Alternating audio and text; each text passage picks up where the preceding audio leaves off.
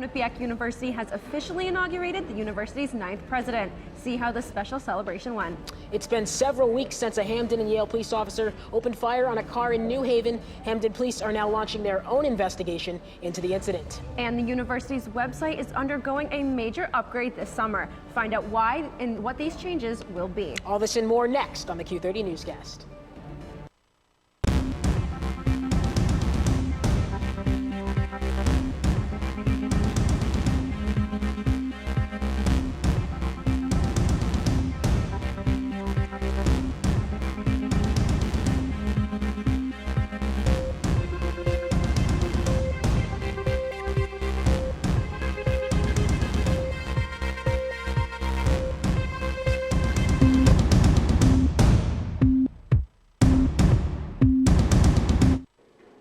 Welcome to the Q30 Newscast. I'm Kaylee Heavey. And I'm MJ Baird. We start tonight with the latest on the inauguration of University President Judy Olian.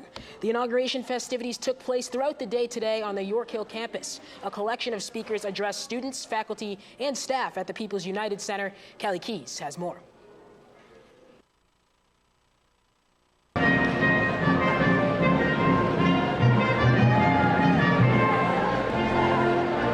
Students, faculty, and staff gathered today to celebrate the inauguration of Quinnipiac's 9th president, Judy Olian, and the University of the Future. A future that may now be even brighter, thanks to William Weldon, chair of Quinnipiac Board of Trustees, and his wife, Barbara. Today, they add to that legacy with a momentous commitment of $15 million to support the future plan. This is the largest donation in Quinnipiac's history.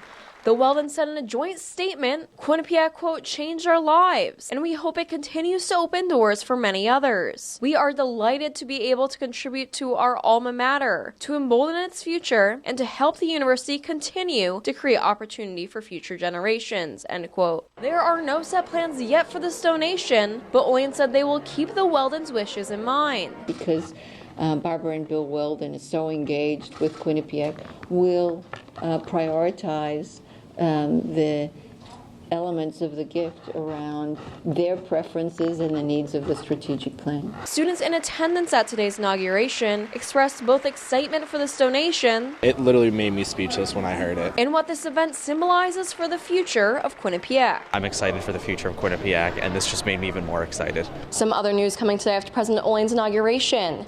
She shared that the Board of Trustees could vote on the strategic plan as soon as tomorrow. Once they do vote to approve the plan, Olian has said that she will make the document public. In the People's United Center for Q30 News, one last time, Callie Keys.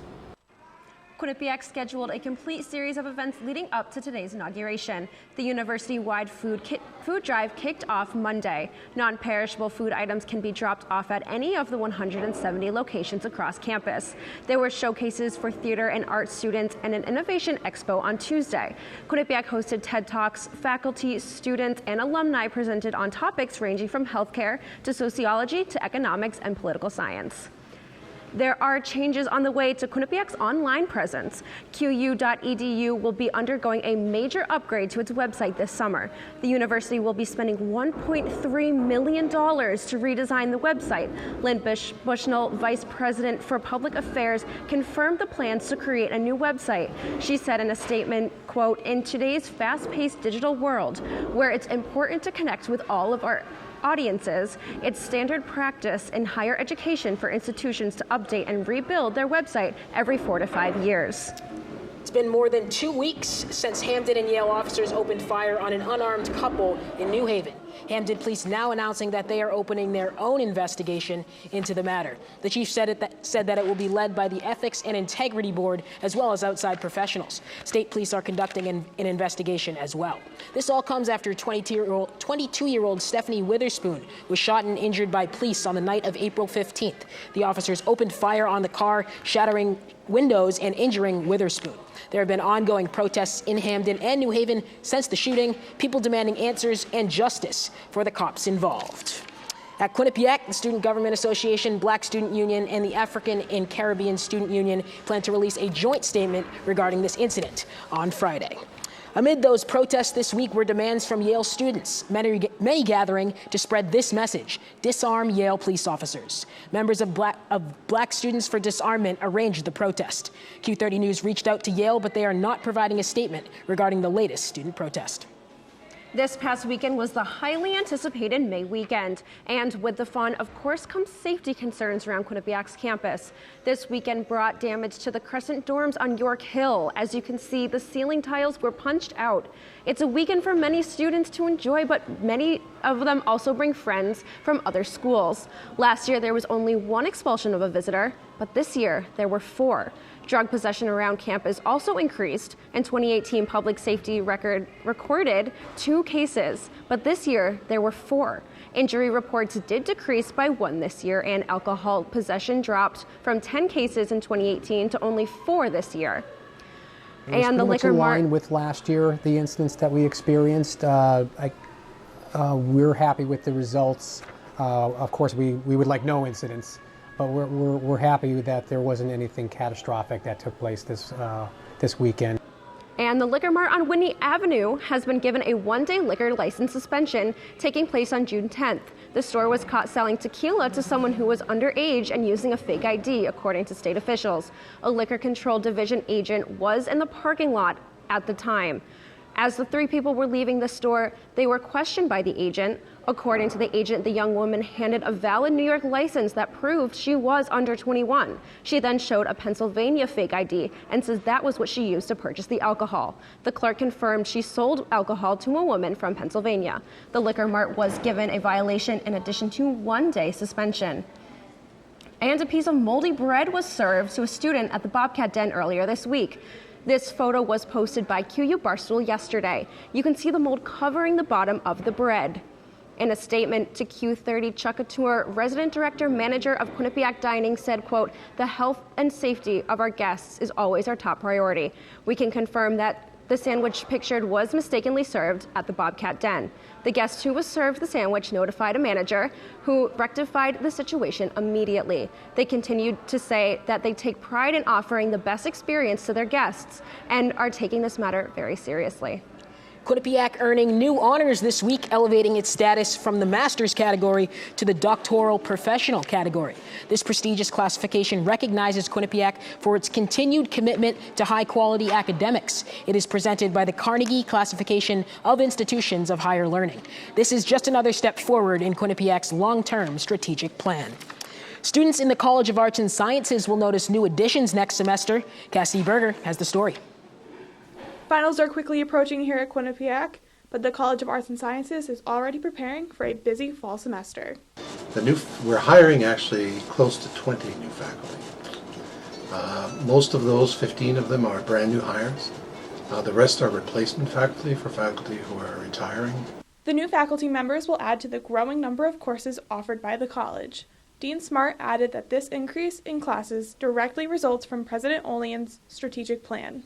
So it's a combination of beefing up some places where we've always had a major available and introducing new areas. Students in the College of Arts and Sciences will also see a new advising center that will open in the fall. So one of the things we hope to do with the space is bring the outside world in. And so in addition to academic advising and career advising, we want it to be a place where we can start to bring experiential learning into the community. And so we're going to try to bring in both alumni and employers, both physically and virtually, to do Zoom chats and to do chats right in place in the center itself. These new changes will also help professors with course load and office space. You know, office space is a real issue in the College of Arts and Sciences, and it's nice that it's close by so that, you know, when students come to meet with faculty, they won't have to go to a bunch of different areas of the campus to meet with people who teach CAS courses. You know, obviously, we hope that long-term we'll have more permanent offices instead of just temporary offices, but this is a step in the right direction. Be sure to check out these changes to the College of Arts and Sciences as we return for the fall semester. Reporting from Quinnipiac, Cassidy Berger, Q30 News. Still to come on tonight's newscast, an act of kindness as a Quinnipiac student saves a child's life. Students at a college in North Carolina running for their lives. An active shooter at UNC Charlotte left 2 dead and 4 more injured. That and more in a national news update coming up next.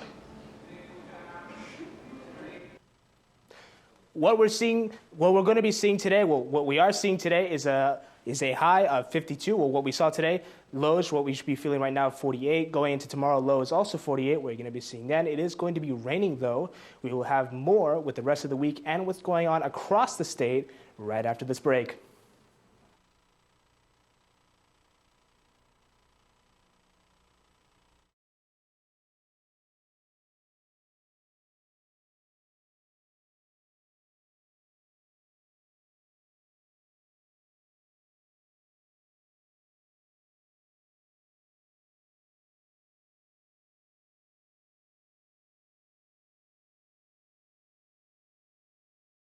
Welcome to the WQAQ Morning Show. Dan Ball and Emma Spagnolo joining you here from the QAQ studios in Hamden. And Emma, it is that time of year again.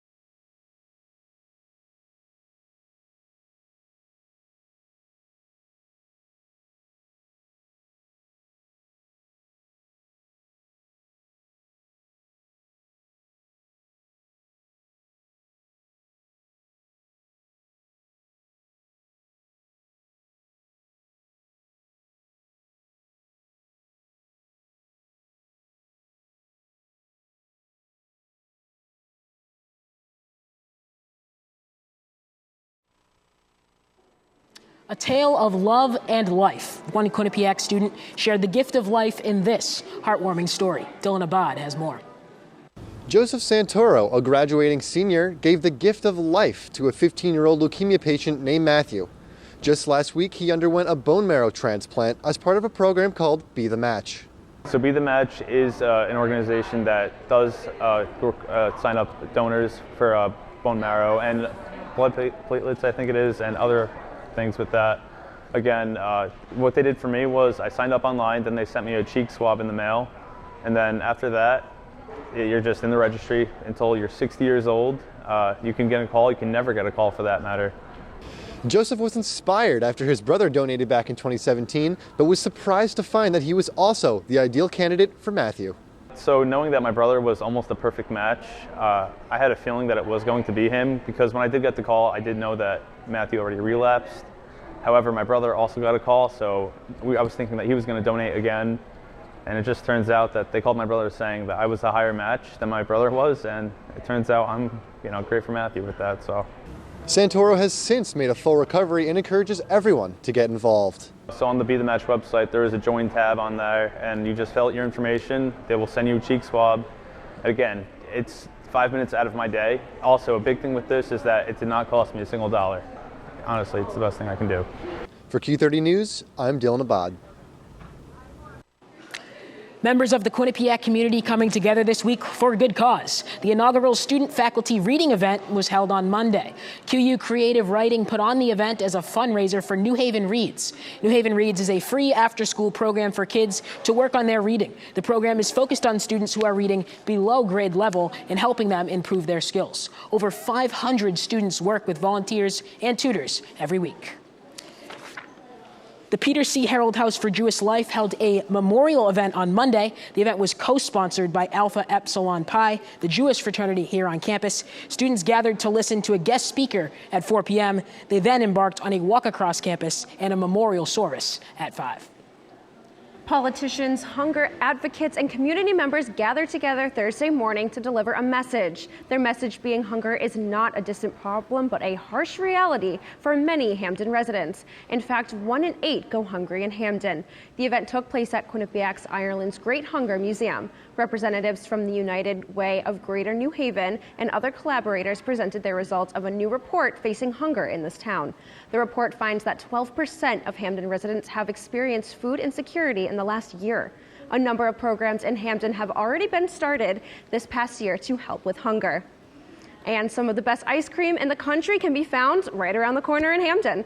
The ice cream parlor Kelly's Cone Connection on Whitney Avenue has been awarded first place for the National Ice Cream Retailers Association. The contest was held in Colorado Springs, Colorado. Kelly's Cone Connection Chocolate's ice cream won first place among entries from all over the country. In a press release, the company says Kelly's Cone Connection has been in business for over 33 years and can now add this award to many of its accomplishments. Mayor Kurt Lang has announced that the first Mayor's Night Out event of 2019 will now be held on Wednesday, May 8th. It was originally scheduled to take place on April 30th. The mayor will be available to talk and allow citizens input on neighborhood and townwide issues.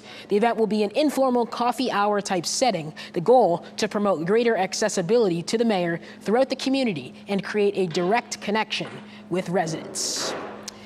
Avengers Endgame premiered this weekend, and it was a box office hit. Yes, it was, and dangerous situations on campuses across the country continue. Olivia Schuler has the national news update. Diving right into this week's national news, we start things off in North Carolina. On Tuesday afternoon, a shooting occurred at the University of North Carolina, Charlotte. Officials have identified the shooter as 22-year-old Tristan Terrell, a student at the university. In this video taken by student Jorday Pierce, you can see students running from the building with their hands up. Helicopters were also spotted above the university. Police responded quickly and ran towards the building as students filed out. Now in this video, you can see a number of police cars and ambulances at the university following the shooting that killed 2 people and injured 4. And now over to the West Coast. A Southern California synagogue was targeted by 19-year-old John Ernest on Saturday. The synagogue was hosting its final day of Passover when Ernest opened fire, killing 6-year-old Lori Kay. Kay blocked a bullet towards Rabbi Goldstein, who lost his index finger from one of the gunshots. There were 3 others injured during the shooting. Here is what White House Press Secretary Sarah Sanders had to say following the acts of violence. The president, along with the entire administration, condemn that behavior and racism and bigotry and evil and violence in every form possible. In Ernest's first court appearance yesterday, he pleaded not guilty.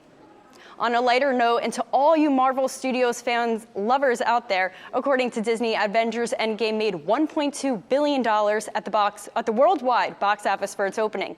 Avengers Endgame is the only movie in history to reach $1 billion in its opening. The record was previously held by Avengers Infinity War last year.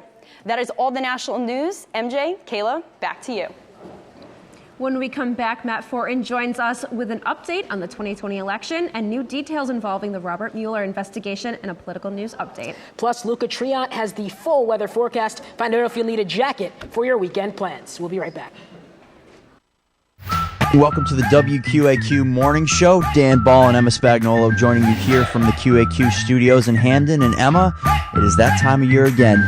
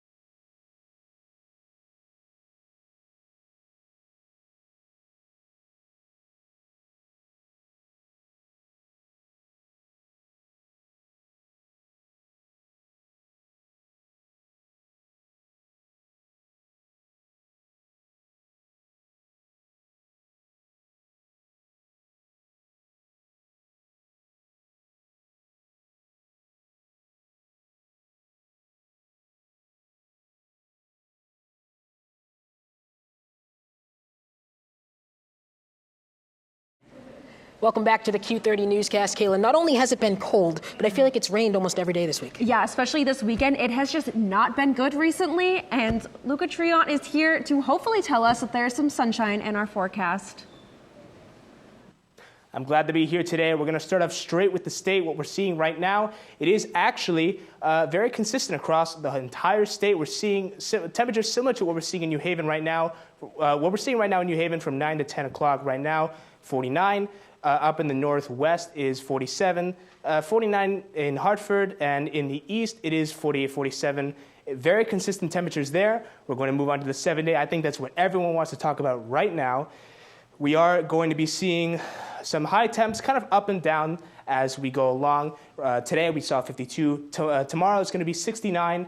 Kind of high. It is going to drop down on Friday. However, on Friday we are going to be seeing rain, and that is going to be going towards the entire weekend and hopefully not until Monday. However, temperatures are going to be kind of up and down, like I said before. Friday we're going to be seeing a 55. However, Saturday is 70. What we're going to be seeing on Sunday is 55 again. I'm sorry about that. And on Monday, 66, 66 again on Tuesday, right into the beginning of that exam week. I just want to say good luck to everyone in their exams. Hopefully the weather will clear up. It is going to be rainy. Make sure to bring an umbrella or a jacket if you can to when you're going out over the weekend studying or going to your exams. Hopefully the bad weather will prove well for studying for those exams. That's it for me. Back to you guys at the desk. Thanks, Luca. It seems like we might need to keep those rain jackets and boots out. It's a little bit longer. Unfortunately. I know. In this week's political news, the latest in the Mueller report has some wanting the president out. And the 2020 election producing some consistent news. Matt Fortin here with the latest. Matt, what's going on the campaign trail? Kayla and MJ, former Vice President Joe Biden enjoying a big lead tonight in the race to be the Democrats' next presidential nominee. He officially announced that he would be running last Thursday. That announcement came after months of speculation that he would throw his hat in the ring. It also follows a series of accusations from women saying that he made them feel uncomfortable. That doesn't seem to matter, though. The 76-year-old jumped 11 points to a comfortable 39% support. That's way above fellow Democrats Bernie Sanders, who's at 15%, and Massachusetts Senator Elizabeth Warren, who's at just 8% right now. Those numbers are from a CNN poll that surveyed over 1,000 voters nationwide.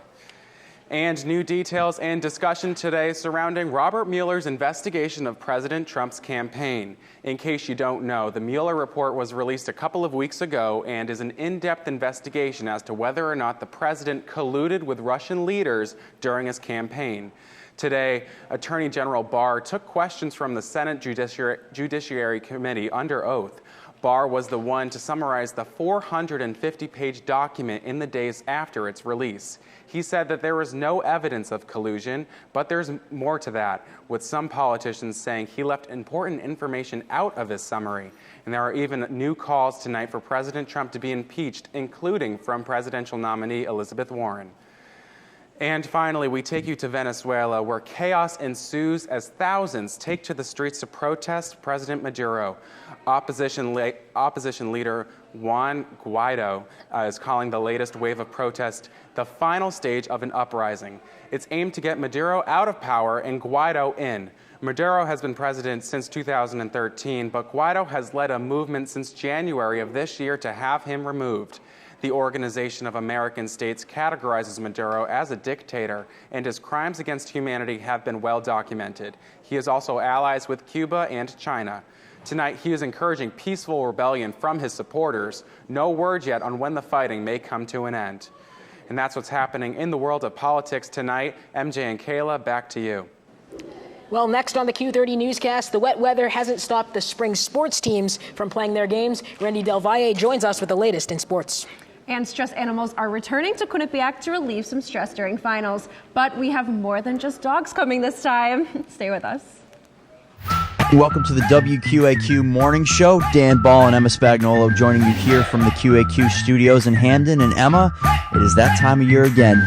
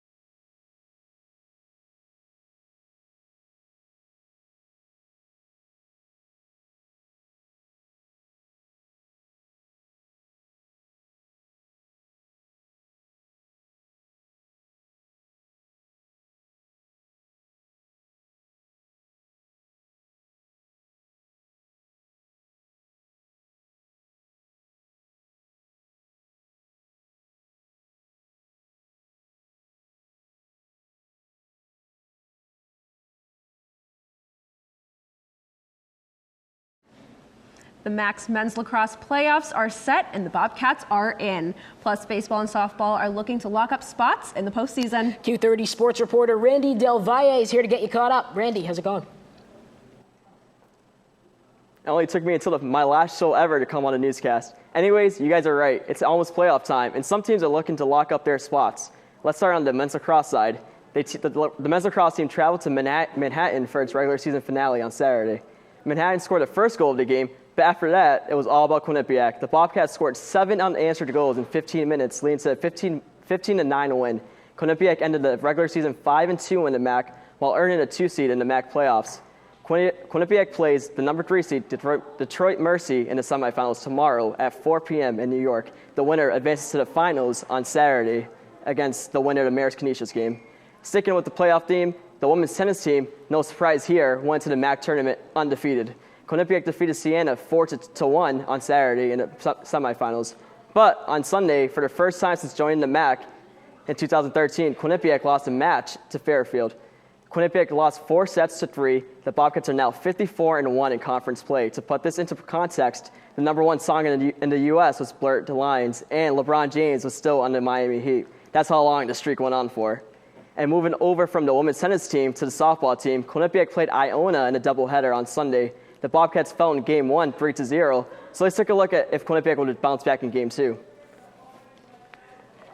So Quinnipiac here, they're leading early in the bottom of the first. Runners on second and third. Brigitte Douglas triples to left. 2-run score, extending Quinnipiac's lead to 3. And we would go into the bottom of the 4th inning for Iona, who's making a comeback here. And bases loaded for Iona. Now Natalia Murray singles to right center. 2-run score, and Iona takes its first lead of the game. Iona up 5-4. And now bottom of the 6th. Runners on first and second. Jasmine Temple singles up the middle. 1-run score as Quinnipiac will lose this game 8-4. After losing both games, the Bobcats are still in 7th place in the MAC standings, 1 spot outside of making the playoffs. Quinnipiac finishes its year this weekend with a doubleheaders against Canisius and Niagara. Crucial games that Quinnipiac needs to win if the team wants to make the MAC tournament. Unlike the softball team, the baseball team is sitting in prime position to make the playoffs. The team is currently in 2nd place in the MAC after sweeping Rider. Quinnipiac looks to extend its winning streak in conference play when the team heads to face the Iona Gales in a 3-game series. That's what's been happening in sports. Back to MJ and Kayla at the desk. Randy, you say it's your first time, but it doesn't sound like it to me. Not at all. All right, well, Quinnipiac students busy studying in preparation for finals, but yesterday, National Therapy Animal Day. I love that. Yeah, I do too. To take a break from studying, 3 miniature horses and certified therapy dogs came to the North Haven campus on Monday. Students were encouraged to visit the animals while on campus to take a break from studies. In the annual finals week hit, Golden Retrievers Ben and Tucker will be coming back to campus May 6th through the 9th. You can find them in SC 116 to take a break from studying. Kayla, you're telling me you're real excited for these. I'm so excited for Ben and Tucker. Honestly, I'll be the first to say I'm not too stressed for finals. Okay. But I will be visiting Ben and Tucker every day regardless. Must be nice. All right, well, that does it for tonight and for this year. Thanks so much for tuning in all year long to get your Quinnipiac news right here on the Q30 Newscast. For all the updates all summer, follow us on social media at Q30 News on Facebook and Twitter, and you can find us on our website at Q30TV.com. Thank you to our news director, Kelly Keys, the producers, and everyone behind the scenes for getting us ready every Wednesday night. I'm MJ Baird. And I'm Kaylee Heavey. Good night, Quinnipiac.